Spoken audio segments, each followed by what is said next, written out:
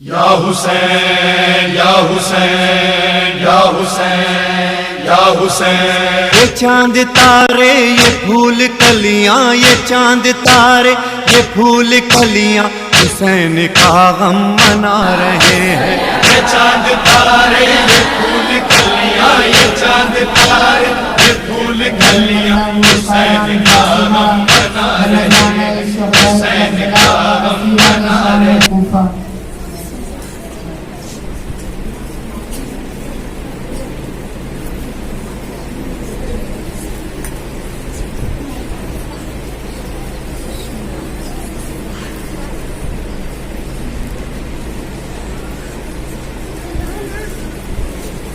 بلند صلوات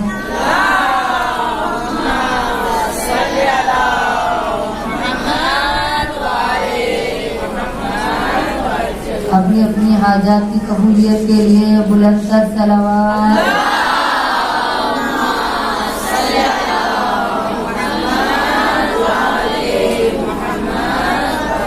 اپنے اپنے گناہوں کی بخشش کے لیے بلند صلوات۔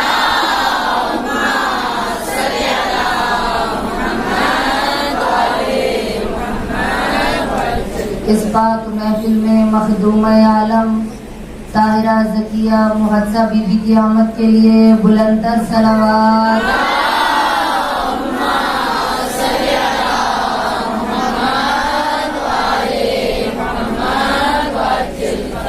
تاجیل یوسف زہرا بلند صلوات۔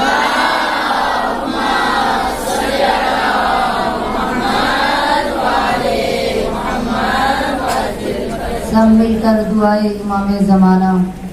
بسم اللہ الرحمن الرحیم، بسم اللہ الرحمن الرحیم، افوض امری الی اللہ ان اللہ بصیر بالعباد فسیکفیکہم اللہ وہو السمیع العلیم۔ صلوات۔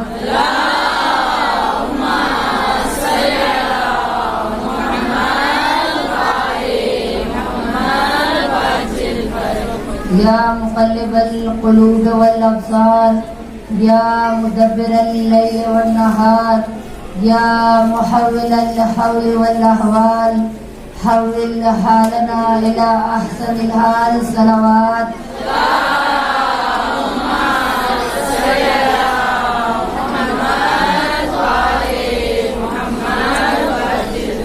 بسم اللہ الرحمن الرحیم، الحمد للہ الذی لا يبلغ مدحتہ القائلون ولا يحصی نعماءہ العادون ولا يعدی حقہ المجتہدون الذی لیس لصفوتہ حد محدود ولا نعت موجود ولا وقت ممدود فطر الخلائق بقدرتی ونشر الریاح برحمتی ثم الصلاة والسلام على اشرف الانبیاء والمرسلین وخاتم النبیین بالقاسم محمد۔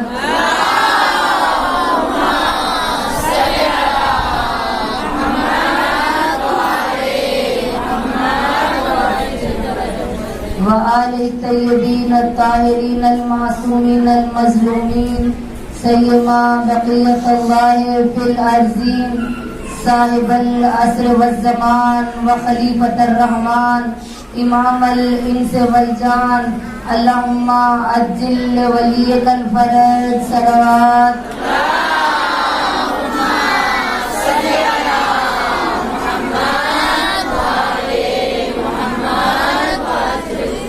اما بعد فقد قال رسول اللہ صلی اللہ علیہ وآلہ وسلم الدنیا مزرعۃ الآخرہ۔ صلوات۔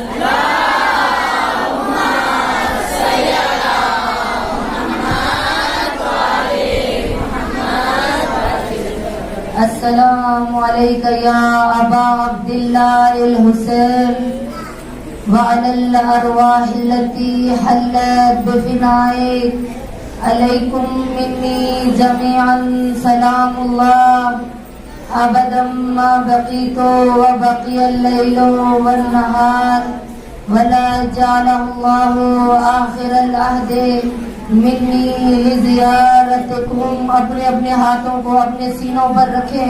اپنا سلام امام مظلوم کربلا کی خدمت میں اس عقیدت و احترام و محبت و مودت کے ساتھ پیش کریں گے ہمارے مظلوم کربلا کہ جس کا غم منانے کے لیے ہم یہاں بیٹھے ہیں کہ ہم زیارت پر نہیں جا سکتے. کرونا کی وبا ہے, مال و دولت ہمارے پاس نہیں, وسائل زیارت ہمارے پاس نہیں, اسباب زیارت ہمارے پاس نہیں, لیکن امام ہمارے سلام کا یہاں پر بھی بیٹھ کر جواب دے. اس عقیدت سے مولا کو سلام پیش کرنا ہے. السلام علی الحسین وعلی علی ابن الحسین. بلند آواز سے عقیدت و احترام سے اپنی آوازوں کو بلند کرے, لکھ کر طاری ہو جائے. السلام علی الحسین وعلی علی ابن الحسین وعلی اولاد الحسین وعلی اصحاب الحسین. السلام علی الحسین وعلی علی ابن الحسین وعلی اولاد الحسین وعلی اصحاب الحسین. سب مل کے بلند آواز سے السلام علی الحسین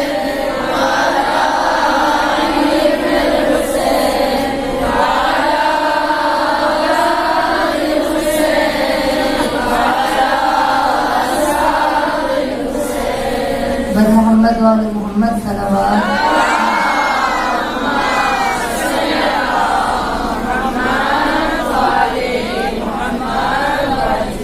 نعرہ تکبیر, نعرہ تکبیر, نعرہ رسالت, نعرہ رسالت, نعرہ حیدری, حیدری. ذرا بیدار ہو کر بولے نعرہ حیدری.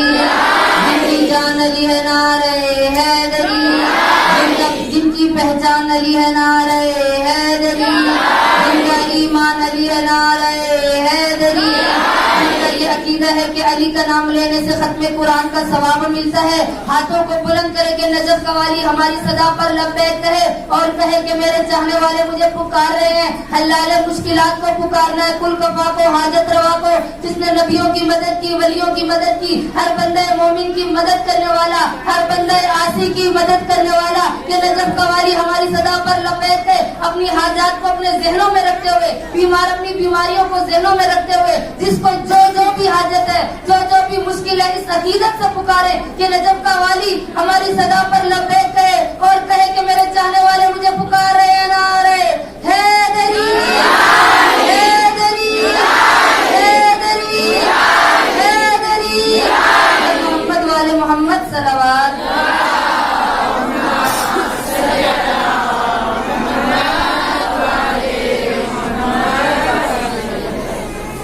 آج چونکہ 14 اگست ہے اور ہم نے 14 اگست کا جشن اس لیے نہیں منایا چونکہ مظلوم کربلا کا غم اس سے بھی بڑا ہے اور ہمارے لیے عظیم ہے.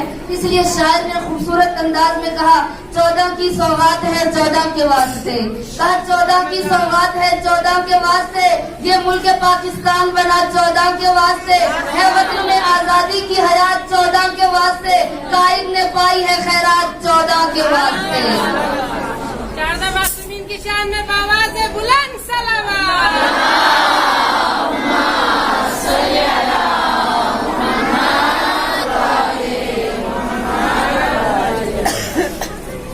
ہمیشہ کی طرح سب سے پہلے تمام تر تعریفیں, تمام حمد و ثنا اس خالق کائنات کے لیے کہ جس کی قبضہ قدرت میں ہماری جانیں ہیں, وہ عظیم پروردگار کہ جس نے ہمیں ایام عزا عطا فرمائے کہ یہ ایام غم, یہ ایام عزا, یہ ماہ محرم الحرام ہم لوگوں کے لیے نعمت ہے.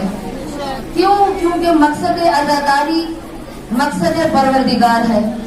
مقصد عزاداری مقصد رسالت ہے، مقصد عزاداری مقصد حسین ہے. ہم اس مقصد عزاداری کو اگر سمجھیں گے تو ہم خدا تک پہنچ سکتے ہیں. اور خدا تک پہنچنے کے لیے اللہ نے ہمیں 14 کی خیرات دی ہے. یہ 14 جو ہمیں دیے اللہ نے، یہ 14 کا وجود جو دیا، یہ 14 معصومین جو ہمیں عطا کیے، کیونکہ ان کے ذریعے ہم خدا تک پہنچ سکتے ہیں، خدا تک رسائی حاصل کر سکتے ہیں. یہ پلہ با پلہ، ایک پلے سے سفر جب ہم دوسرے پلے پہ کرتے ہیں، آپ امام بارگاہ میں آئیں، سیڑھیوں سے چل کر آئیں، یعنی پلہ با پلہ سفر کر کے آپ کا مقصد کیا تھا کہ ہم امام بارگاہ میں پہنچ جائیں. اور اللہ نے بھی انسان کو اس کا مقصد بتایا ہے کہ اگر تو مجھ تک پہنچنا چاہتا ہے میرے بندے تو 14 کو میری بارگاہ میں لے کر آ. جہازہ معصومین کو میری بارگاہ میں لے کر آئے گا، میں تیری توبہ قبول کروں گا، میں تیری مشکلات حل کروں گا. دنیا بھری پڑی ہے، تاریخ کے واقعات بھرے پڑے ہیں، تاریخ پوری بھری پڑی ہے کہ ہم پڑھیں تو ہمیں پتہ چلے گا. بہت سے ایسے لوگ تھے جو بڑے اپنے وقت کے جلاد تھے، بہت اپنے آپ کو انا ربکم الاعلی کا دعویٰ کرتے تھے، بڑے بڑے فرعون گزر گئے، بڑی بڑی شخصیات گزر گئی، لیکن ان کو جھکنا پڑا تو کس کے در پہ؟ اللہ کے در پہ. آج چونکہ 14 اگست ہے، تھوڑا سا تذکرہ اپنے ملک پاکستان کے بارے میں کرنا چاہوں گی کہ یہ پاکستان 14 کے صدقے میں بنا. 14 کے دن ہی کیوں بنایا؟ یہ ایک فلسفہ ہے. اگر تاریخ کھولیں کہ پاکستان تو بعد میں بنا، لیکن یہ 14 پہلے موجود تھے. اب یہ 14 بنے. اگر قائد اعظم نے پاکستان بنایا تو قائد اعظم کوئی کسی اور مسلک سے تعلق نہیں رکھتا تھا، کوئی ہندو نہیں تھا، کوئی کافر نہیں تھا. ذرا ریسرچ کر کے دیکھ لیں، جنہوں نے پڑھا ہے تحقیق کر کے دیکھ لیں. تاریخ کہتی ہے کہ قائد اعظم اسماعیلی شیعہ تھا.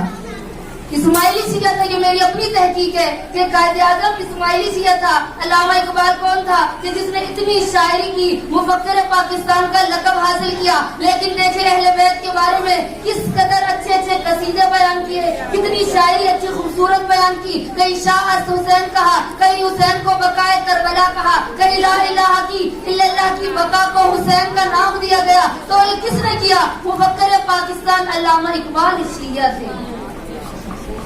اور پھر یہ پاکستان کا جو مطلب ہے، اس کا کیا مطلب ہے؟ ہماری چھوٹی چھوٹی مطالعہ پاکستان کی جو کتابیں ہیں، تیسری چوتھی کی جماعت کی، ان میں بھی یہ لکھا ہے، اردو کی کتابوں میں لکھا ہے کہ پاکستان کا مطلب کیا ہے؟ لا الہ الا اللہ. جب پاکستان کا مطلب لا الہ الا اللہ ہے تو لا الہ کو بچانے والا کون ہے؟ لا الہ کو ہماری زبانوں پر لانے والا کون ہے؟ لا الہ کی صدا مسجدوں پہ میناروں سے بلند کرنے والا کون ہے؟ تو وہ حسین ابن علی ہے. وہ لا الہ کو بچانے والے حسین ابن علی ہے. آج دنیا کے پاکستان کس نے بنایا؟ پاکستان میری دعاؤں سے بنا، پاکستان میری محنت سے بنا. ہم کہتے ہیں پاکستان کو بنانے والا قائد اعظم تھا، پاکستان کا خواب دیکھنے والا علامہ اقبال تھا، لیکن انہوں نے وسیلہ جس کو قرار دیا وہ 14 معصومین کا وسیلہ تھا، وہ 14 کا وسیلہ تھا. تو تبھی تو پاکستان 14 اگست کو وجود میں آ گیا. صلوات پڑھیں محمد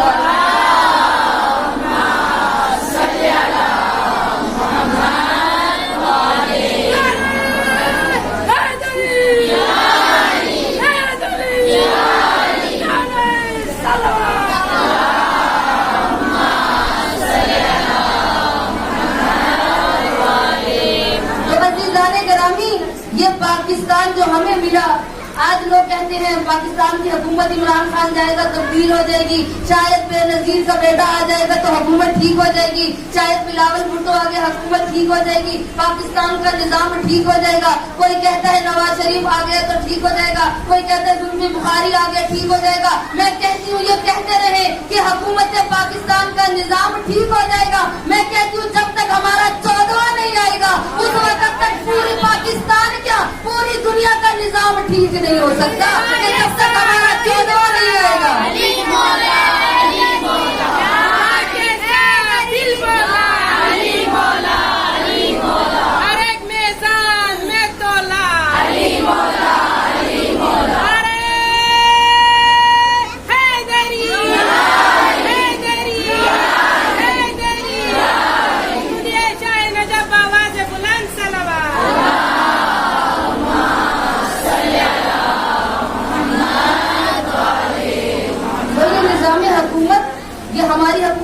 بدلने वाला नहीं।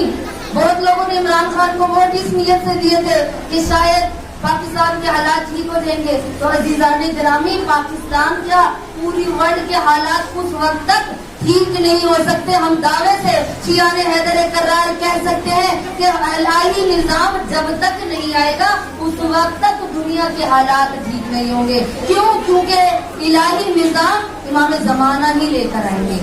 हमारा 14वां मासूम जब तक नहीं आएगा ये निजाम हुकूमत, ये निजाम दुनिया, ये निजाम कायनात ठीक नहीं हो सकता। तमाम मुश्किलात का हल, तमाम बीमारियों का हल, ये कोरोना का हल, ये मुश्किलात का हल, हर हाजतों का कुल हाजात जब तक इस दुनिया में नहीं आएंगे, इस निजाम को ठीक नहीं करेंगे कि जिस मकसद के तहत अल्लाह ने इस दुनिया को बनाया था, इस हुकूमत को कायम किया था, जो मकसद कायनात था, जो मकसद हदफ कायनात था, जब तक वो हदफ दोबारा, वो शख्स, वो शख्सियत, वो हस्ती नहीं आएगी उस वक्त तक हदफ कायनात हमें मिल नहीं सकता। तो हदफ कायनात, मकसद कायनात, इस दुनिया का जो मकसद था बनाने का, उसको जो सही निजाम लेकर आएंगे, इलाही निजाम होगा, इलाही हुकूमत होगी, इलाही गवर्नमेंट होगी, तो उस वक्त तक दुनिया का निजाम अजीजान गिरामी ठीक नहीं हो सकता। तो फिर हमें क्या करना है कि हमने इस दुनिया की हकीकत को समझना है कि ये दुनिया कब ठीक होगी।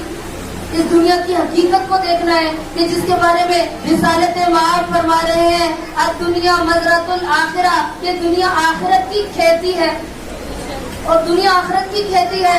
दुनिया यानी गुजर जाने की जगह है, दुनिया एक पुल की मानिंद है। हकीकत दुनिया ये है, अगर आयात को उठाकर देखें, आयत रिवायात को उठाकर देखें, आइमा ताहरीन के फरामीन को उठाकर देखें, तो वो दुनिया कहते हैं लज्जत दुनिया अच्छी चीज नहीं है, दुनिया से मोहब्बत करना अच्छी चीज नहीं है, दुनिया की शहवात को हासिल करना अच्छी चीज नहीं है। तो अजीजान गिरामी, हमें हकीकत दुनिया को समझना होगा कि दुनिया की हकीकत क्या है, कि इस दुनिया के अंदर आइमा ने भी जिंदगी गुजारी, हमारे सालेहीन नबियों ने भी गुजारी, हमारे आइमा ताहरीन ने भी गुजारी, हम भी इस दुनिया में जिंदगी गुजार रहे हैं। लेकिन ना कुरान से ये चीज साबित है, ना आइमा के फरामीन से ये साबित है कि दुनिया बहुत अच्छी चीज हो।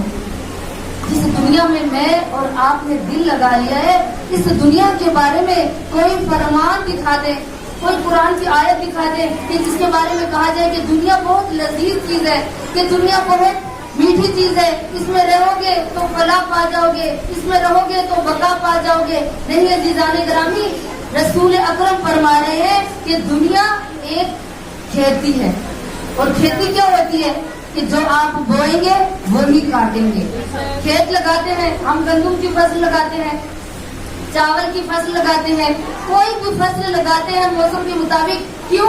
क्योंकि थोड़े वक्त के बाद जब वो फसल पक जाती है, हमने उसको काटना होता है। हम काश्त इस नियत से करते हैं कि हमने उसको फसल को काटना है, इससे कुछ हासिल करना है। और यही समझाने के लिए हम इस दुनिया के दस्तूर को तो मानते हैं, लेकिन हकीकत है कि दुनिया को समझते नहीं है। इस फसलों को काश्त भी कर रहे हैं, काट रहे भी है, लेकिन समझते नहीं कि ये दुनिया आखिरत की खेती है। जो आप बोएंगी वही काटेंगी। ये ना समझिएगा कि खुदा मौजूदा करेगा। अल्लाह ने एक कानून बनाया है और उसी कानून के तहत ये दुनिया चल रही है। सूरज अपने वक्त के मुताबिक आता है, चांद अपने वक्त के मुताबिक आता है, रात अपने वक्त के मुताबिक होता है, दिन अपने वक्त के मुताबिक होता है। तो अजीजान गिरामी, ये हो नहीं सकता। आप जब बोने लगे तो आप कहे मैंने गंदम को बोया है, इधर दुआएं मांग रही हैं, इधर मोजज़ात हो जाएंगे कि हमने बोई तो गंदम है, लेकिन जब उगे तो सेब का बूटा हो। तो अजीजान गिरामी, ये नहीं हो सकता। जो बोएंगे हम वही काटेंगे। हमने इस दुनिया से क्या लेके जाना है कि इस दुनिया के बारे में इतनी मुजम्मत है, इतनी मुजम्मत की गई है कि ये दुनिया एक दिखावे के अलावा कुछ नहीं। ये दुनिया रंगीन है, ये दुनिया तुझे अपनी तरफ खींच रही है। और इसी दुनिया को हम अली के चाहने वालों ने, अली ने क्या फरमाया कि साहिब नहजुल बलागा कलमात किसार में कह रहे हैं, ए दुनिया मैंने तुझे 3 दफा तलाक दी। ए दुनिया तू मेरे सामने बहुत खूबसूरत बनकर आ रही है, लेकिन मैं अली तुझे तलाक देता हूँ। 1 तलाक नहीं बल्कि 3 तलाकें दे दी और बता दिया कि मेरा इस दुनिया से कोई ताल्लुक नहीं है। एक दिन हैदर कर्रार साहिब नहजुल बलागा बैठे हुए अपने जूती की मुरम्मत कर रहे थे और जिसके بارے میں تاریخ کہتی ہے کہ 70 دفعہ علی ابن ابی طالب نے اس جوتی کی مرمت کی تھی، اور پھر ایک دن اس جوتی کی مرمت کر رہے تھے کہ ابن عباس قریب آئے. ابن عباس قریب آ کر کہتے ہیں یا علی دنیا افضل ہے یا آپ کی جوتی افضل ہے؟ تو اس وقت علی ابن ابی طالب نے اپنے چاہنے والوں کو صراط مستقیم دکھاتے ہوئے کہا کہ اگر پورے صراط پر پہنچنا ہے تو میں علی ابن ابی طالب صراط مستقیم ہوں. میں تمہیں بتاتا ہوں حقیقت دنیا کیا ہے. اے ابن عباس سننا چاہتا ہے تو سن. شاید اس جوتے کی افضل نزدیک میرے زیادہ نزدیک ہے یہ جوتا، لیکن دنیا کی میں مذمت کرتا ہوں.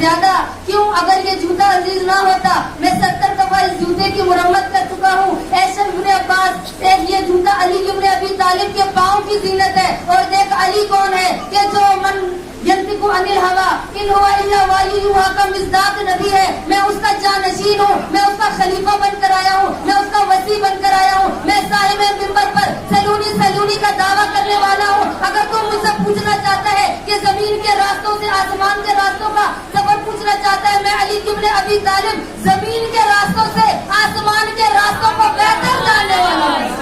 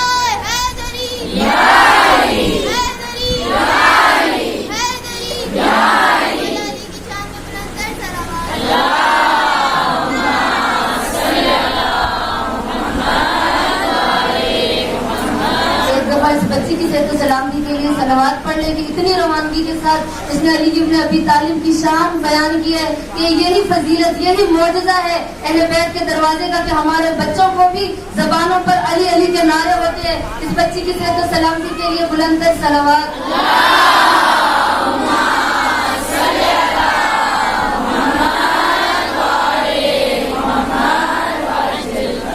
تو امام علی ابن ابی طالب فرماتے ہیں کہ اس جوتی کی فضیلت میرے نزدیک زیادہ ہے. اے ابن عباس اس دنیا سے کیوں؟ کہا کہ اب دیکھیے علی ابن ابی طالب اس دنیا سے کس قدر نفرت کرتے ہیں، اور ہم علی کے چاہنے والے اس دنیا سے کتنی محبت کرتے ہیں، کتنی ہم جانا چاہتے ہیں. ہمیں پتہ ہے ہم نے اس زندگی کو چھوڑ کر چلے جانا ہے، لیکن پھر بھی کوئی موت کو طلب نہیں کرتا، کوئی موت کی خواہش نہیں رکھتا. کیوں؟ یہ دنیا اتنی ہی رنگین ہے، یہ اتنی ہی لذت والی ہے کہ اس نے نبیوں کو بھڑکایا، آئمہ کی اولاد کو بھڑکایا، زوجات پیغمبر کو بھڑکایا، لیکن جو مومن تھا وہ ثابت قدم رہا، اور ہر ایک نے جو مومن تھے وہ ثابت قدم رہے، اور جو مومن نہیں تھے وہ دنیا کی اس یلغار میں بہ گئے، اس دنیا کی محبت میں بہ گئے، اس دنیا کے دریاؤں میں، اس دنیا کی روانی میں بہ کے چلے گئے. کہاں گیا شداد، اور کہاں گیا ہامون، اور کہاں گیا ہارون اور مامون؟ سب دنیا دنیا میں بہنے والے ختم ہو گئے، اللہ نے ان کو بھی فنار کر دیا، ان کی حکومت کو بھی فنار کر دیا، اور ان کا آج دنیا میں نہ وجود ہے نہ ان کی حکومت ہے۔ اگر حکومت ہے تو اس کی جو اللہ تعالیٰ ہے، کہ جس کے وجود کو ہم دیکھ تو نہیں سکتے لیکن محسوس کر سکتے ہیں۔ اب وہ علی ابن ابی